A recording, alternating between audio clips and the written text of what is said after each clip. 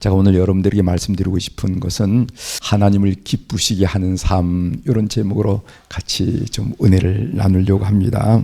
여기 보면은 믿음이란, 우리가 이제 히브리서 11장을 믿음장이라고 그러는데 믿음이란 무엇이냐 하는 내용이 나왔잖아요. 1절에 보면은 믿음은 바라는 것들의 실상이요 보이지 않는 것들의 증거니 선진들이 이로써 증거를 얻었느니라, 이렇게 얘기했어요. 그래서 믿음은 바라는 것들의 실상이라 했는데, 이 실상이란 말이 헬라어로 무슨 말이냐, 휘포스타시스라고, 이렇게 휘포스타시스라 하는 말인데, 이 말의 의미는 실체, 기초, 이런 의미가 있습니다. 실체, 기초. 자, 그래서 믿음은 바라는 것들의 기초요 보이지 않는 것들의 증거니, 이렇게 읽어도 조금 알듯하기도 하고 모를 듯하기도 하고, 그렇죠? 이 믿음 개념이.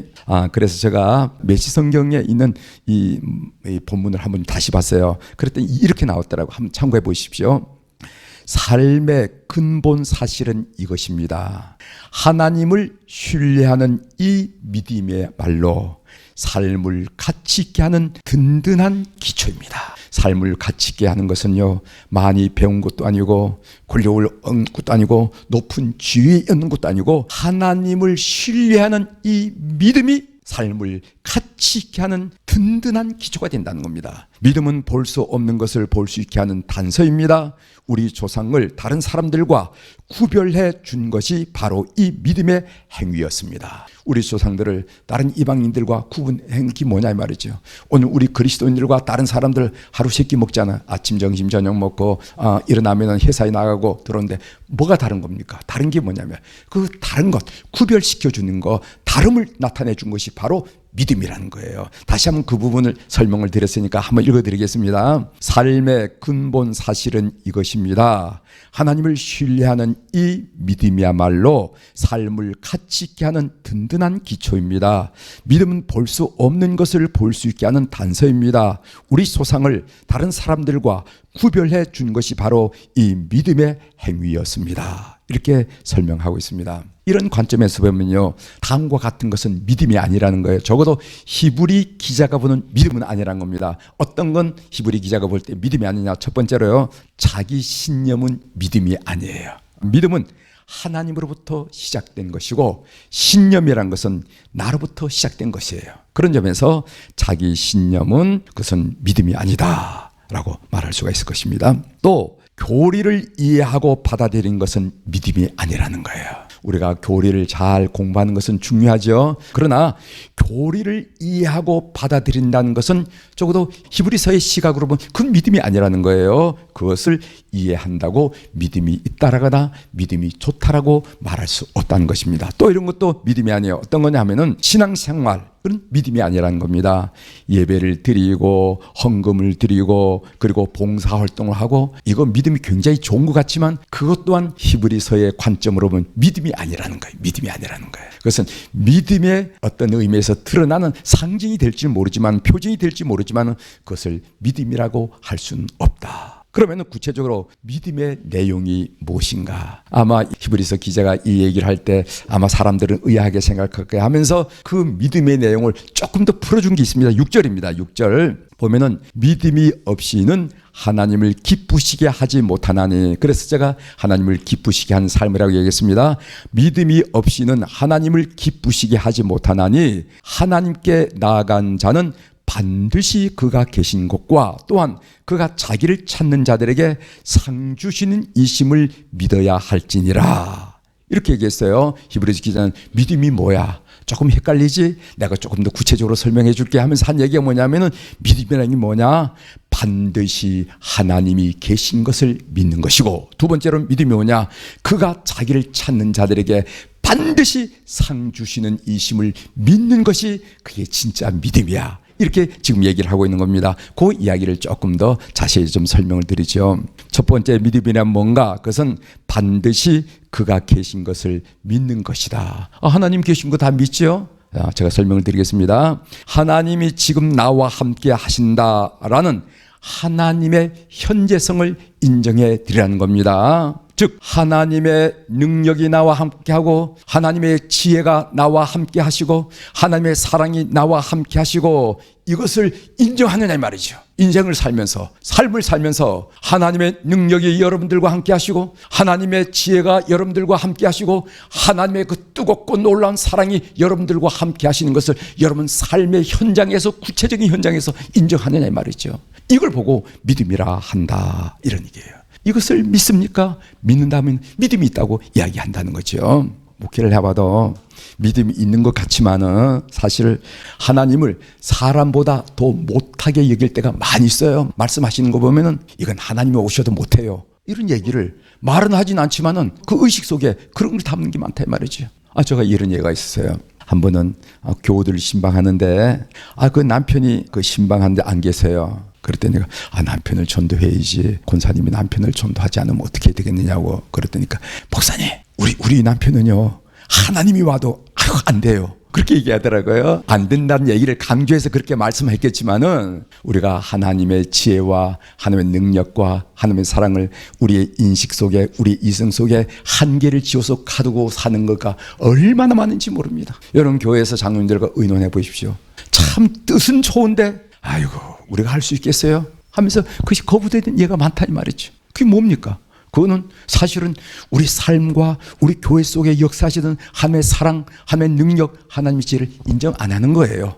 우리 인간의 한계, 이성의 한계 거기 속에 하나님을 가둬놓을 뿐이지 그걸 훨씬 뛰어넘는 하나님의 사랑과 하나님의 능력과 하나님의 지혜를 인정하지 않는 겁니다. 믿음이란 게 뭐냐? 하나님의 능력, 하나님의 지혜, 하나님의 사랑을 인정할 줄 아는 것을 보고 믿음이라고 그런다는 거예요. 그런 점에서 이 말씀은 크게 도전이 되리라 이렇게 됩니다. 만일 우리가 이것을 믿는다면은 하나님의 살아계심을 진정으로 믿는다면은 하나님의 능력과 하나님의 지혜와 하나님의 사랑을 우리가 진정으로 믿는다면은요 우리의 상황이 아무리 어렵다 하더라도 우리 그리스도인 삶에는 실망이라든가 좌절이라든가 절망이라든가 포기라는 것은 있을 수 없어요.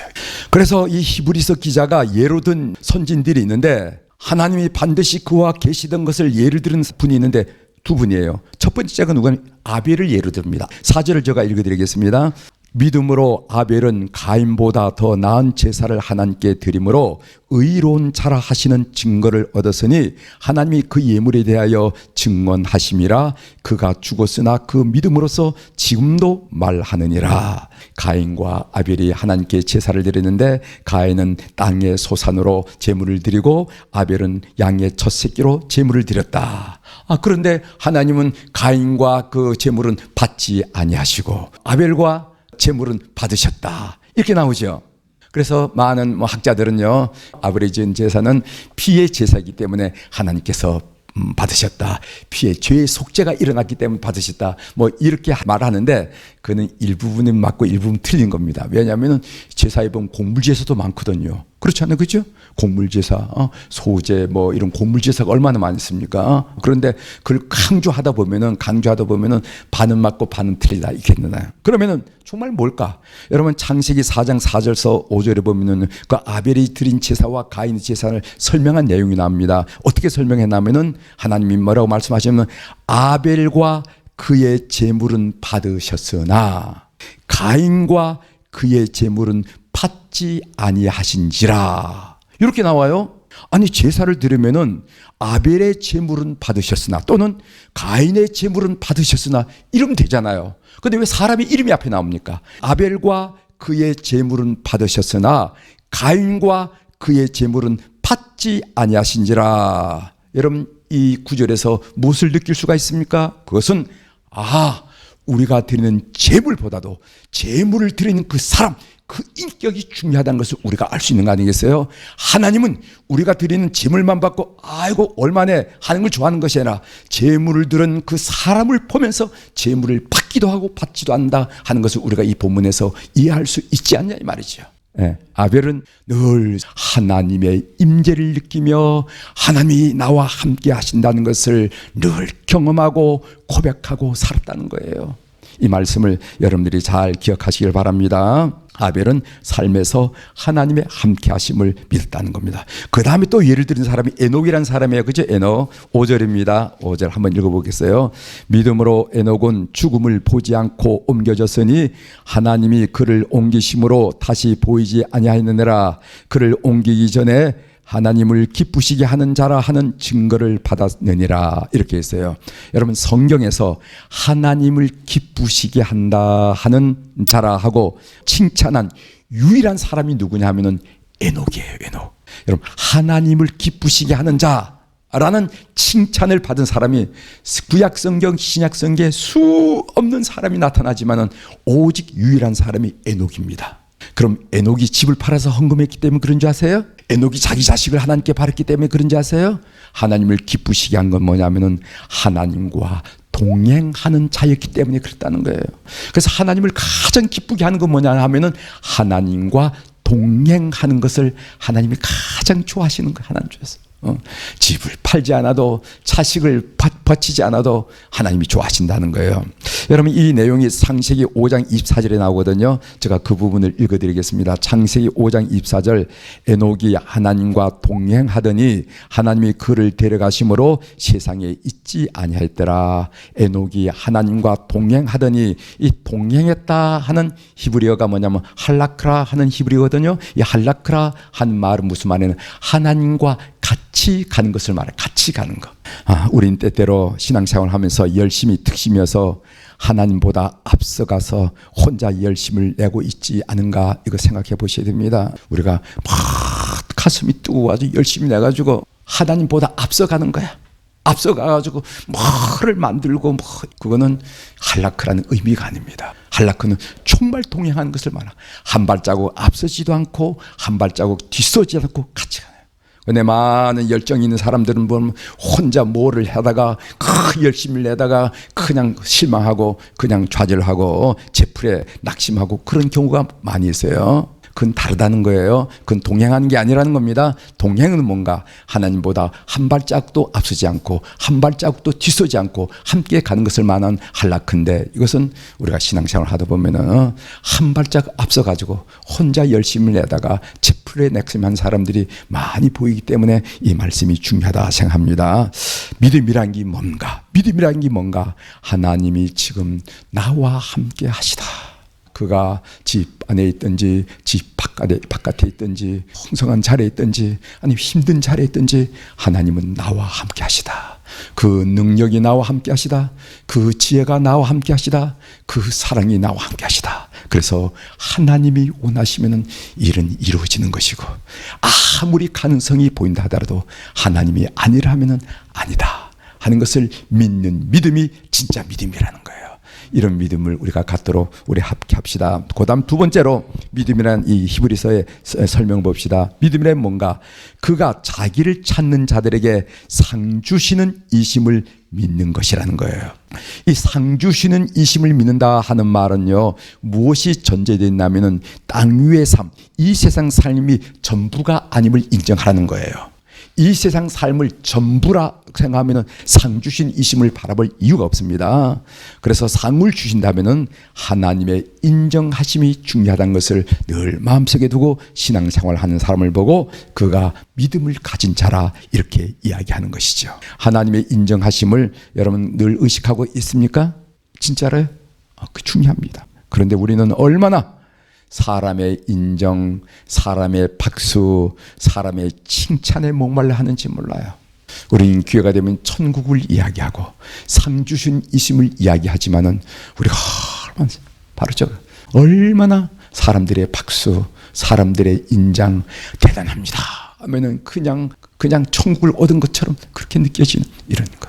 진정으로 하나님의 상 주심을 바라보는가? 그래서 히브리서 기자가 예로 든 선지인이 두 분이에요. 하나는 뭐냐면 노아입니다. 7절에 나오죠. 믿음으로 노아는 아직 보이지 않는 일에 경고하심을 받아 경외함으로 방주를 준비하여 그 집을 구원하였으니 이로 말미암아 세상을 정죄하고 믿음을 따르는 그의 의의 상속자가 되었느니라. 그래서 이 노아의 삶을, 그것은 상주심을 바라보는 삶이라고 성경이 인정하거든요. 여러분, 노아가 방주를 몇 년에 만들었습니까? 여름철에 다 끝났습니까? 아니에요. 120년 동안 방주를 만들었다는 거예요. 한 2해 정도 만들었으면 뭐 그냥 넘어갈 텐데 120년. 그러니까 120년 동안 만들다면 별소를 다 듣지 않겠습니까? 우리로 하면 4세대 가는데 아이고 우리 아버지 때도 만들 때 아직도 만들고 있는 완전히 노망이야. 아이고 저렇게 참 아까운 사람 안 돼서 뭐 이런 얘기 듣지 않겠습니까? 120년은. 그런데도 불구하고 노아의 마음속에는 상 주시는 하나님을 바라본다는 겁니다. 사람들의 판단에 연연하지 않고 상 주시는 하나님을 바라보서 120년 동안 방주를 만들 것을 오늘 히브리서 기자는 우리들에게 이렇게 이야기하고 있다는 것을 우리가 알 필요가 있어요. 그 다음에 또 한 예를 든 사람이 누구냐 하면은 우리가 읽지는 않았지만 모세를 예를 들었어요. 모세를. 제가 히브리서 11장 26절을 읽어드리겠습니다. 잘 들어보십시오. 여러분 모세 잘 아시죠? 그리스도를 위하여 받는 수모를 애굽의 모든 보화보다 더 큰 재물로 여겼으니 이는 상 주심을 바라봄이라. 모세는 상 주심을 바라보았기 때문에 바로의 아들이란 그 신분과 직분을 거절하고 하나님 백성과 고난을 자취했다는 겁니다. 그는 상 주심을 바라보았기 때문에 애굽의 모든 표화를 거절하고 그리스도를 위해서 받는 수모를 자취했다는 겁니다. 왜? 상 주시는 일을 바라보았기 때문에 그렇다는 거예요. 저 아파트 한 채만 줘도 다 포기할 텐데 뭘 모든 부하까지 버리고 그러냐 이렇게 하는데 그만큼 모세는 상 주심을 바라보는 것이 절박하고 절실하고 확실했다는 겁니다. 애굽의 그 풍성한 보화 아무리 풍성해봐도 하나님의 상에는 비교가 안 된다는 것을 알았다는 거예요. 그래서 그것을 거절하고 오히려 고난을 그리스도를 위해서 수모를 자취했다 하고 성경이 한다는 거예요. 믿음이란 무엇인가? 그것은 그가 자기를 찾는 자들에게 상 주시는 임을 믿는 거예요. 믿는 거. 이거 믿는 걸 믿음이라고 그런다는 거예요. 이걸 믿는 걸 교회 왔다 갔다 하는 걸 믿는 게 아니라 또 뭐 이렇게 해가지고 뭐 헌금 좀 하는 걸 믿음이라 그런 게 아니라 이걸 믿는 것을 보고 믿음이라 하고 히브리서 기자가 이야기하는 것을 오늘 우리가 볼 수가 있습니다.